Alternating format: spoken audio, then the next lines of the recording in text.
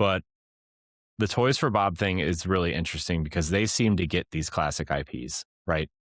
Crash 4 was an incredible sequel, a modern sequel to those classic games that felt like the classic games but had modern tendencies in it, right? They did an amazing job on that game. It looks like they're going to do another great job with Spyro. Was Crash the last game they did? No, I thought did Toys for Bob do this the Spyro trilogy, like the remakes? They might have, but they seem to get it, right?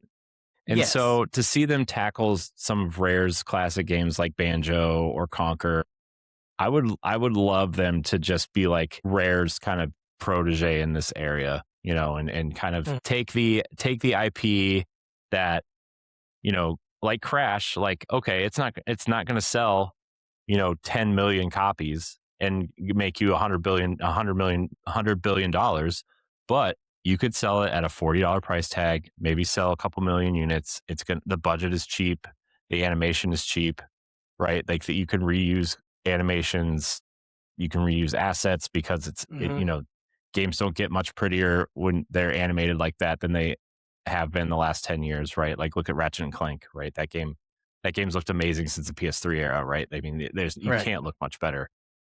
So like, I would love for Toys for Bob to be that studio of like, okay, let's have 2 or 3 teams. We'll pump out a new new game and a classic IP every 2 years. You know, here's Crash, here's Spyro, here's Banjo, and it doesn't even just have to be Xbox IP, right? You can work with, you know, PlayStation and pump out a new Sly game or a Jak and Daxter sequel. You can work with Nintendo even to make like a not necessarily a 3D Mario game, but like, I don't know, something. Work with Sega. Get a new Sonic game out. Well, not even that. Like they could make like an Alex Kidd game or something, right? Like you could do something in that vein. Or they just seem to get it, right? And they know how to make 3D platformers. Like it, and I'm not even using the Nintendo method or idea, but they have great design. You know, the Spyro games that came out on Wii and 360 and PS3 and all of those consoles, they put a lot of them out the mug. So I'm right that Toys R Us, they sold the mug sold. So they have an idea on how to make a platform game, and they literally at this time they could take, like you said, Corey, really any IP or platformer IP and make an amazing game out of it.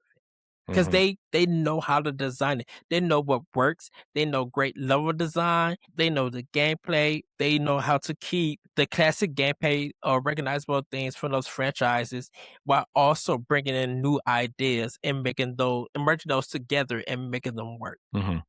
Yeah. Stephanie, you're a big, you know, you're really excited for Spyro, and obviously Banjo would really do something for you, right? So like, I mean, would you like to see Toys for Bob kind of take that kind of almost like what Sumo Digital was doing for a while, right? They were doing a lot of these for a while with Little Big Planet. Well, they did the Sackboy game, right? The Sackboy's Big Adventure, and they've done quite a bit of other things.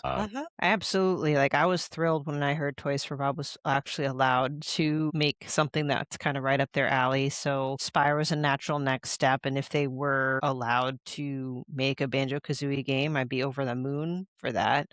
Lots of childhood memories of renting it at Blockbuster and playing it at my friend's house. You know, yeah, I'm excited to see what the future holds, and I hope they let Toys for Bob do their thing. Great things happen when you let developers make games that they want to make.